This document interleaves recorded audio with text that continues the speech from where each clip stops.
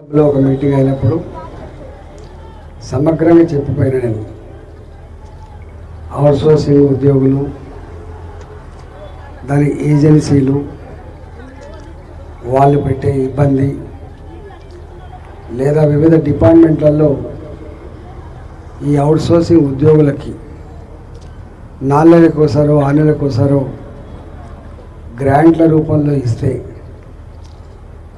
మరి పేద ఉద్యోగులు ఇల్లు కిరాయి ఎవరు 6 నెలలకోసారి తీసుకోరు, పాల బిల్లు 6 నెలలకోసారి కట్టనివ్వరు, స్కూల్ ఫీజులు ఎవ్రీ మంత్ కట్టే అక్కర ఉంటుంది.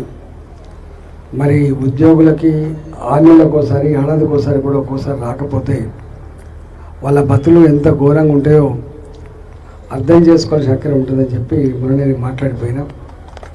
నేను ఒకటే, అనేక సమస్యలు ఉన్నాయి. ఈ సమస్య గుట్ల నాకు సంపూర్ణమైన అవగాహన లేకపోవచ్చు, కానీ ఉన్నంతలో కొన్ని తెలుసు.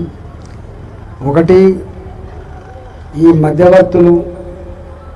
మధ్యవర్తుల దోపిడీ ఉండకూడదని ఒకటి. 2, ప్రభుత్వ ఉద్యోగులకు ఎట్లయితే మంత్లీ ఫస్ట్ వీక్లో జీతాలు వస్తాయో జీతాలు ఇవ్వాలనేది 2. 3, పిఎఫ్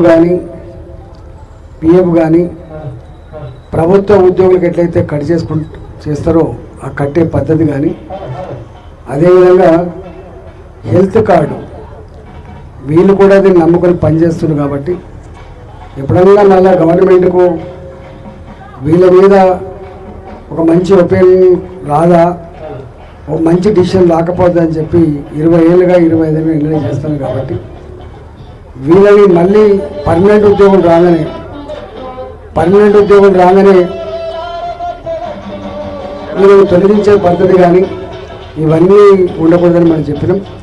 తప్పకుండా హెల్త్ కార్డు విషయంలో, ఆటోమేటిక్ రెన్యువల్ విషయంలో, వీళ్ళని ఉద్యోగులు కొనసాగించే విషయంలో ఇవన్నీ కూడా తప్పకుండా చేయాలని చెప్పి మీరైతే డిమాండ్ పెట్టారో నా వంతు నా సంపూర్ణమైన మద్దతు ఇస్తూ మీ అందరికీ ఈ ఉద్యమాన్ని